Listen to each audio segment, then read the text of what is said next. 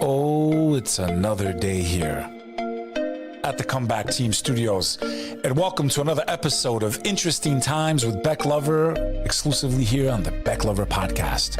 I gather all the interesting stories, all the crazy news from around the world, or even in your part of the world, I should say.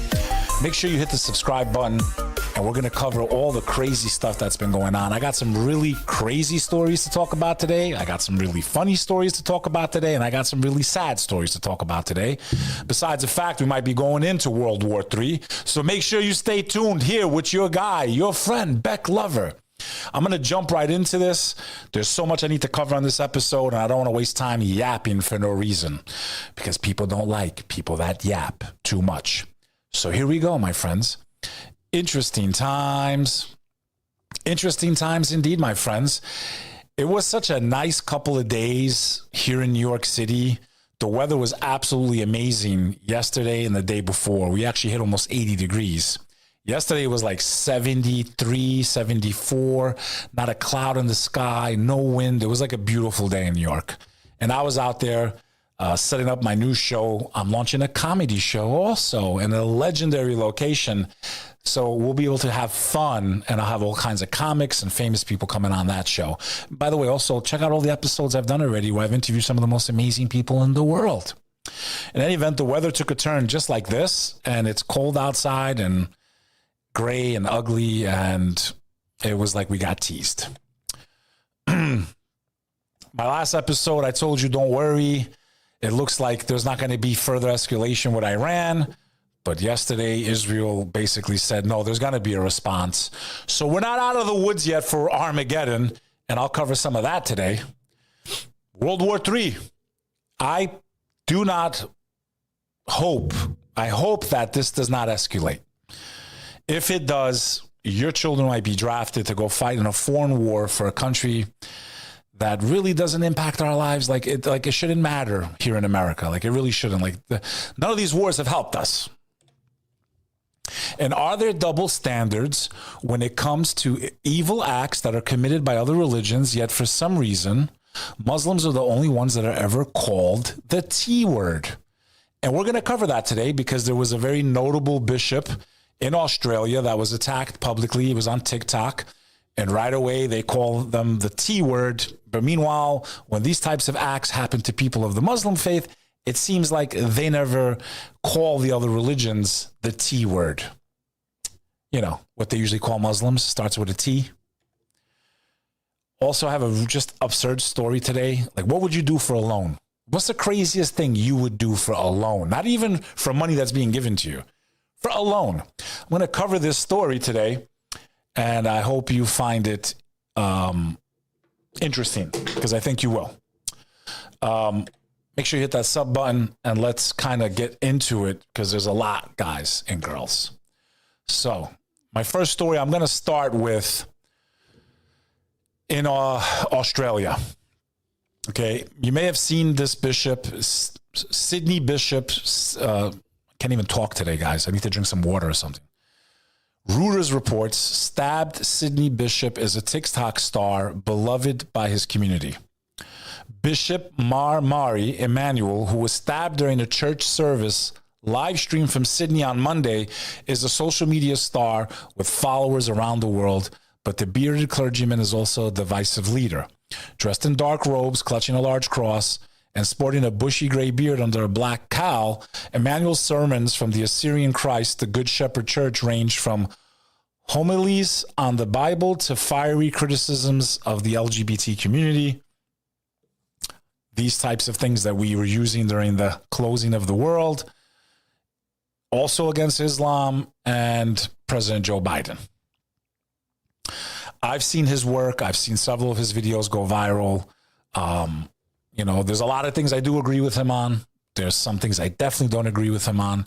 But what I can agree on is that there is no reason for anyone to ever be harmed because of their views, because of their ethnicity, because of their race, because of their religion, because of their sexual preference. This is one thing that I can say publicly. No person has the right to attack, harm, hurt, or try to end the life of anybody. And this is very clear to me in my religion, which I practice, which is Islam, which is Muslim, which very quickly the person supposedly was a Muslim terrorist who wanted to take out the bishop. And I'm glad they apprehended him, and I hope they throw the book at him, because there is no excuse for this. I've worked very hard to try to bridge the gap between the Christian and the Muslim world because of all the hatred, all the Hollywood films, all the media that has created animosity between these two large groups of people that actually have so much in common, it's ridiculous.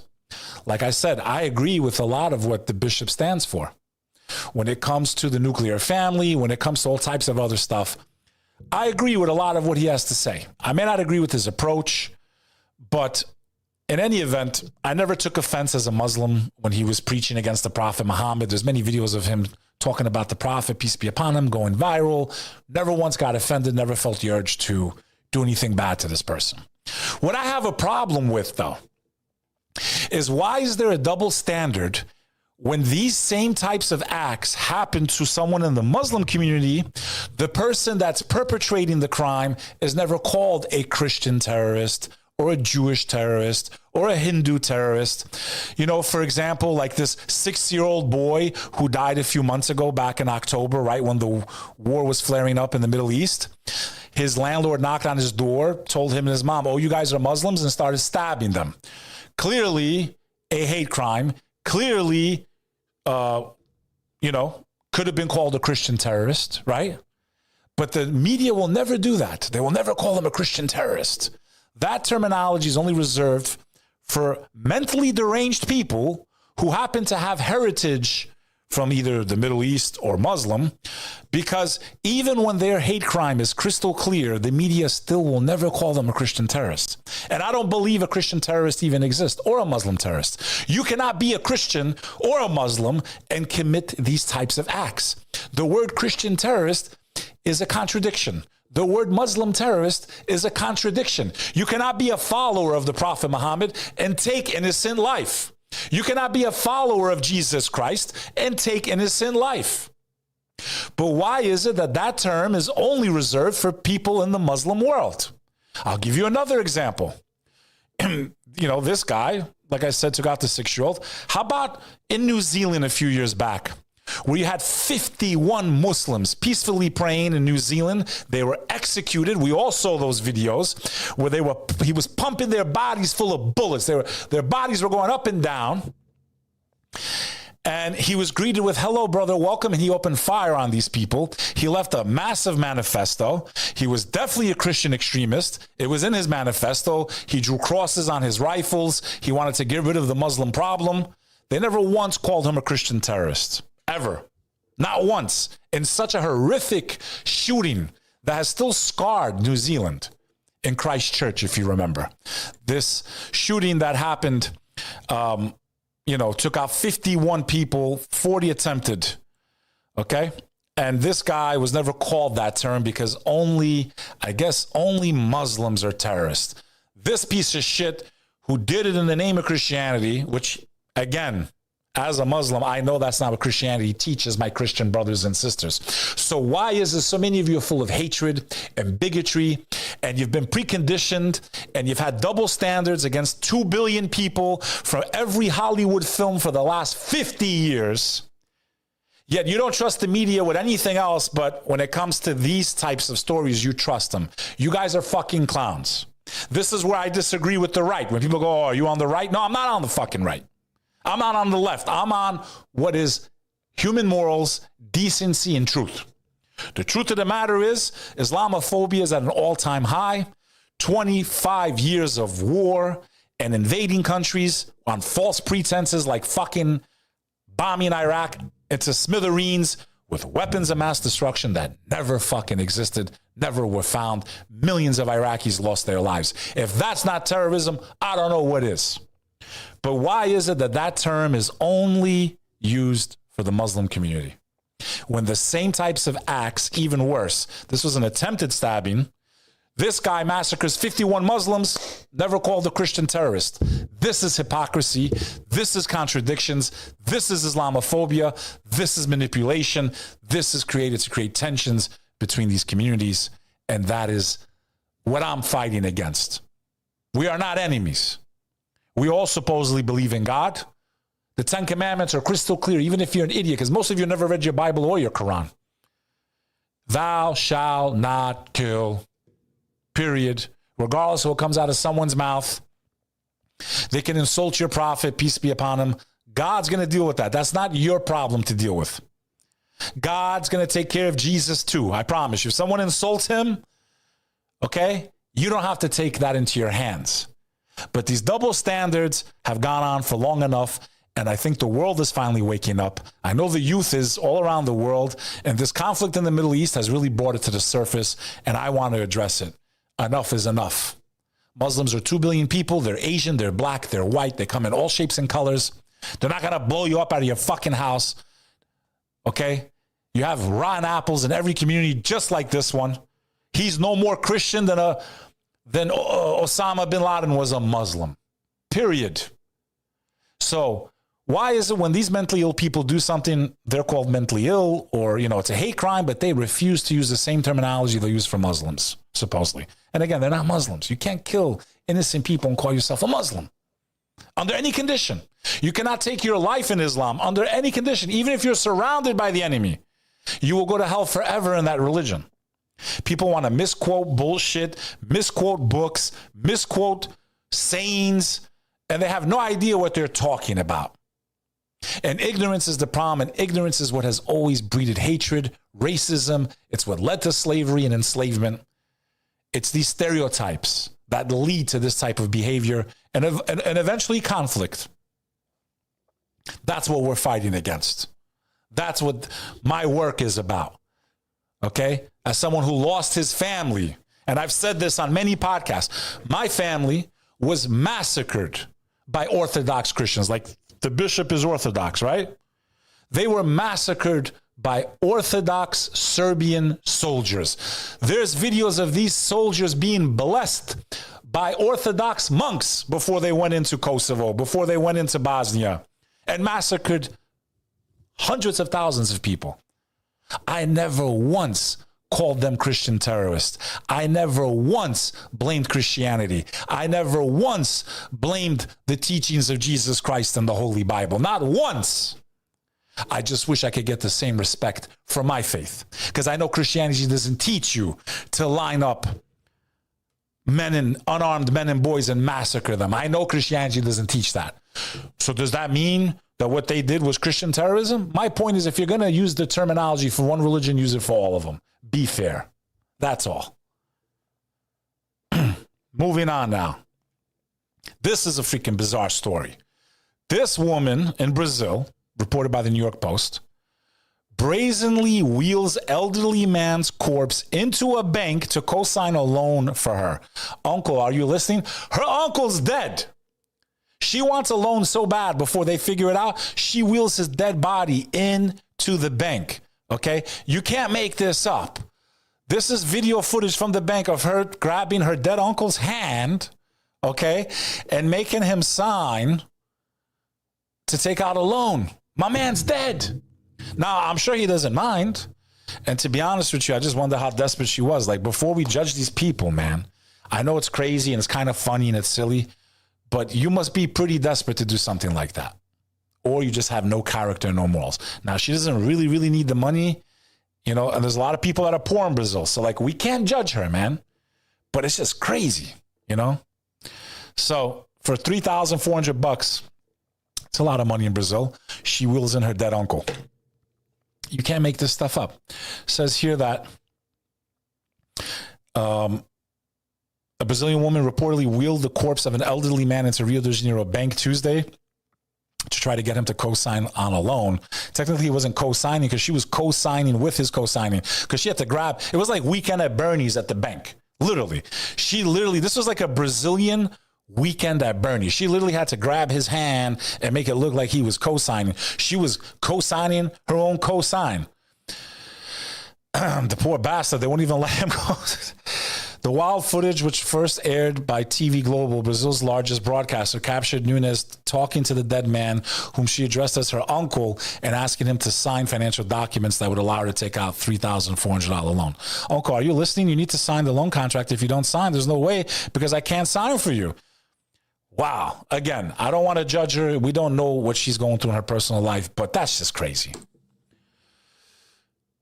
Reuters reports Qatar says Gaza's ceasefire talks at delicate phase. Qatari Prime Minister and Foreign Minister Sheikh Mohammed bin Abdulrahman Al Thani.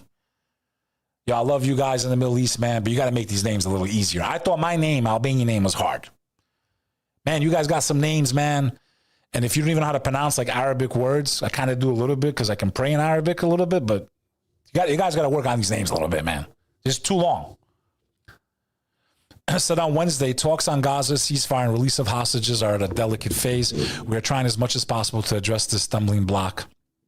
Qatar's premier condemned what he described as the policy of collective punishment, still followed by Israel in its war against the enclave's ruling Palestinian Islamist group Hamas and the latest escalation in the Israeli-occupied West Bank.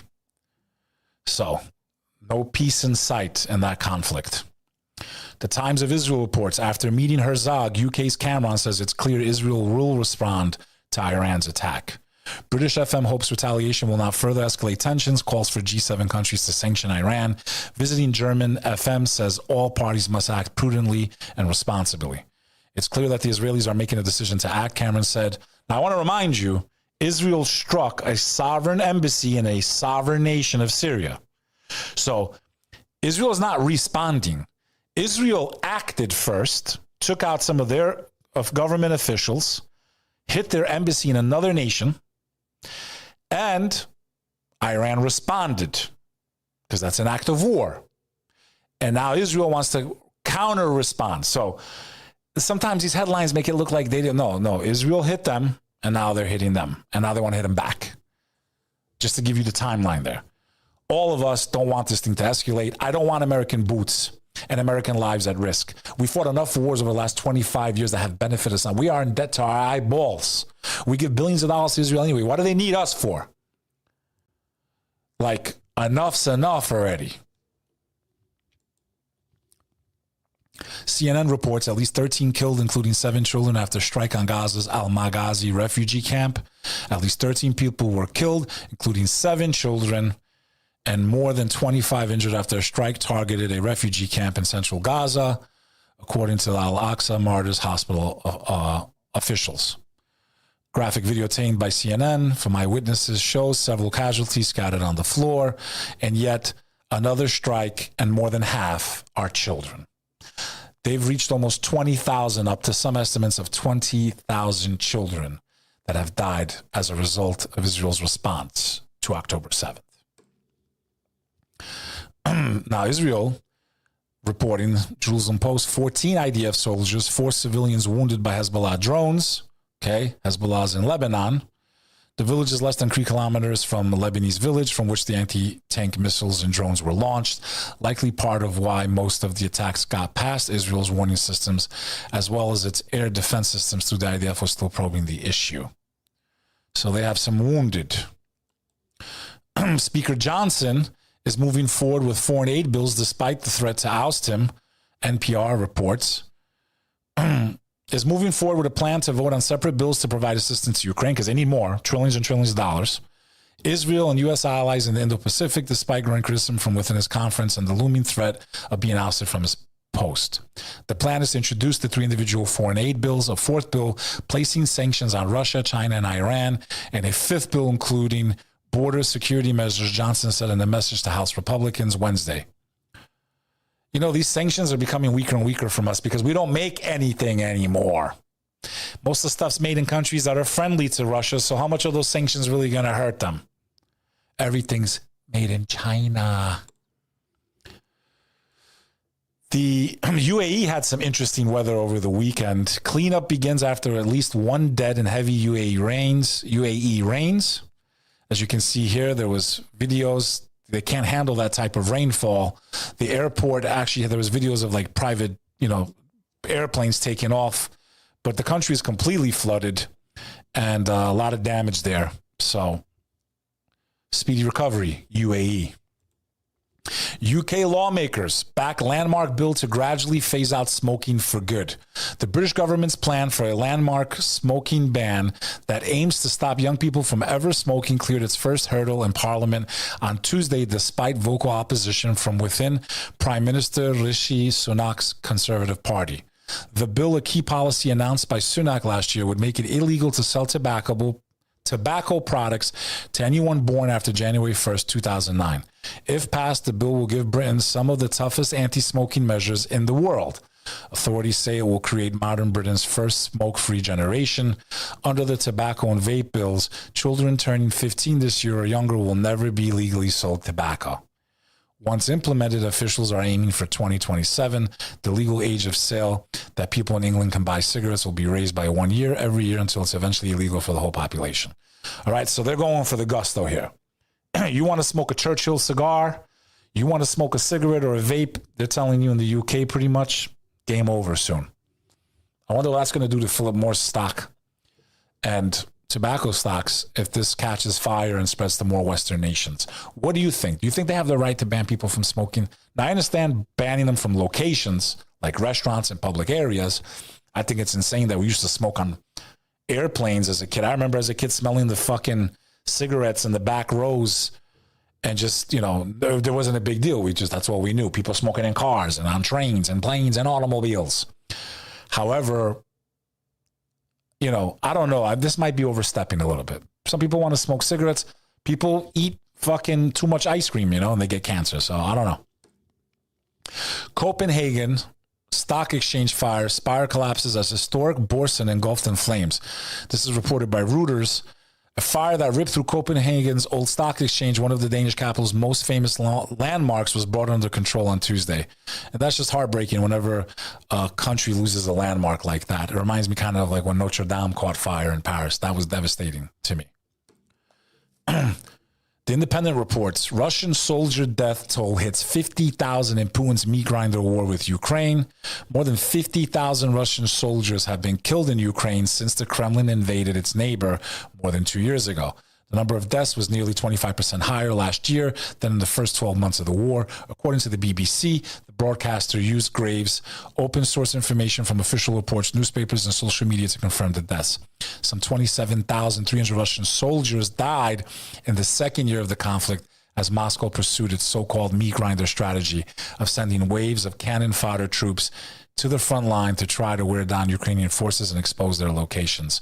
The true number of deaths is likely to be much higher because the analysis did not include the deaths of militia in Russian-occupied Donetsk and Luhansk in eastern Ukraine. And it's just a reminder that this war is still going on and that if war should erupt with Iran at this point, I think Russia, Syria, China goes both ways, maybe arming both, or maybe they back China and because they're a part of BRICS.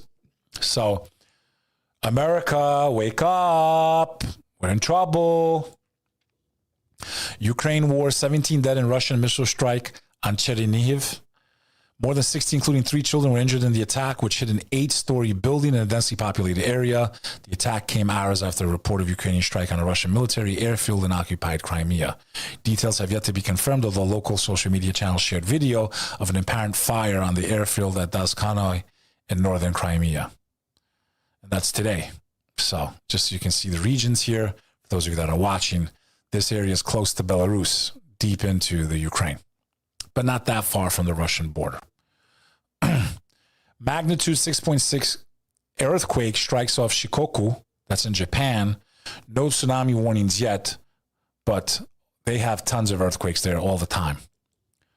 Over 800 people evacuated as Indonesia's Ruang volcano spews explosive hot clouds. Looks like the Ring of Fire is acting up now. Hundreds of people in Indonesia have been forced to evacuate after a volcano in the North Sulawesi province erupted multiple times on Tuesday. Located in the Ruang Island, about 100 kilometers from the province capital Manado, erupted at 9:45 their time. It spewed lava and explosive hot clouds more than a mile into the sky, prompting authorities to evacuate more than 800 people from the region. I mean, that's a pretty intense volcanic eruption. This is reported by The Independent. Also, speaking of the skies, Boeing whistleblower says he's at peace if something happens to him. This is reported by The Hill. Boeing whistleblower Sam Salafor appeared to tear up as he told the Senate committee he was at peace with his decision to publicly share his story. Quality engineer at Boeing, allegedly he was isolated and threatened after he flagged concerns that portions of the 787 Dreamliner fuselage were improperly connected as a result of the company's rush to address the bottlenecks in production, resulting in gaps that could lead to a premature fatigue failure. All right, these planes are dangerous, folks. Make sure you pay attention to where you're booking your flights, what type of plane they're on. I don't know if they've all been grounded yet, but they should be. We've seen the video circulating online of pieces just flying off in midair. Very dangerous. I need to double check my flight this week coming up and make sure that I'll be okay. Tesla started laying off 14,000 employees. It couldn't have gone worse. How you handle layoffs says a lot about what you value as a leader. This is reported by Inc.com. We should start by acknowledging there's no good way to lay off 14,000 people. There are, however, less terrible ways to go about painful process, letting people know they will no longer have a job. You can communicate personally with employees. You can demonstrate empathy, and you can provide assistance to affected employees to ensure that the experience is a little less painful. On Monday, Tesla sent an email to employees saying it was laying off around 10% of its workforce, or roughly 14,000 people. On Tuesday, affected employees found out they no longer had a job. The whole thing went out about as poorly as you might expect for a company that sometimes seems to operate at the whims of its leader, Elon Musk. In any event, when you work in the corporate world, remember, you could be there for 20 years. I worked in the corporate world. You're expendable. Doesn't matter how good you are. They don't give a shit about you at all. Boston Dynamics unveils new Atlas robot for commercial use, reported by NBC. The robotics company is ushering in a new era with its fully electric humanoid robot designed for real-world applications. This is pretty cool. This thing is going to be, look at this, the way this thing just gets up, man. This is pretty crazy. So this thing is going to be used for commercial use. It's going to have all types of applications. And my friend, the robotic age is here. I am robot, Terminator, whatever the hell you want to call it. We are living in interesting times. Indeed, this is wild. This robot is wild. The company is moving full stream ahead with its newly fully electric iteration of Atlas and retiring its previously hydraulic-powered model. At the core of the transition is Boston Dynamics' partnership with Hyundai, which the company credits for aiding and building the next generation of automotive manufacturing capabilities. In the months and years ahead, we're excited to show what the world's most dynamic humanoid robot can really do in the lab, in the factory, and in our lives. And I can promise you it's going to cost you your job. About 7 out of 10 of you watching this right now, it's about to cost you that job. This guy right here is about to cost you your job in manufacturing. So they're telling us we should celebrate it. That would be like celebrating the firing squad right before you get executed. This is the future, my friends. You better find a way to be not obsolete. You better find a way to produce income, and you better not wait. You better start playing in the AI world. Do what you got to do, because they're coming for all of our jobs. We will own nothing and we will be happy. That wraps it up pretty much. I think I have another interesting story.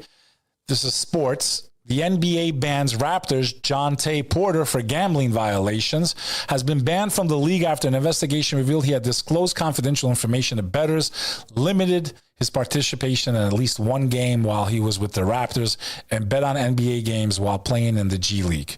The NBA said in a release announcing Porter's ban that its investigation remains open and that it's sharing information with federal authorities. And this just shows you that corruption has plagued every aspect of life. It's always about greed. There's no integrity. You're making millions of dollars playing a sport that people dream they could do for a living. God gave you this beautiful gift, and you have to use it to fuel illegal industries, gambling, sports betting, and garbage. Speaking of garbage, NBC reports piece of space junk from International Space Station hits Collier County home. And NASA confirmed Tuesday that a 1.6 pound piece of hardware, that's crazy when you think about it, falling from the sky, that was used at one time with the International Space Station, hit home in Naples last month after surviving through the atmosphere. The agency did not release the exact address, That's a part of some equipment used to mount batteries connected to the International Space Station. When operational, the equipment weighs around 5,800 pounds. And I think as we've launched more and more satellites into space and these things become obsolete and fall back down, I mean, this might be a real concern to people, you know? It's enough we have to worry about hail and lava and hurricanes and tsunamis and crazy shit and lightning. Now I got to worry about space junk falling on all of us. My name's Bek Lover. This is the most interesting news around. These are all the stories. Stay tuned, guys. Drop comments. I love discussing with you. Make sure you follow me on X and anywhere, especially on my IG also. I have tons of followers. We have a great time. And I make a lot of content that's not on my YouTube or on my podcast. Check me out at beklover.com. That's beklover.com for all my links. Remember, folks, sometimes reality is stranger than fiction. I'll see you next time on the Bek Lover Podcast. Interesting time.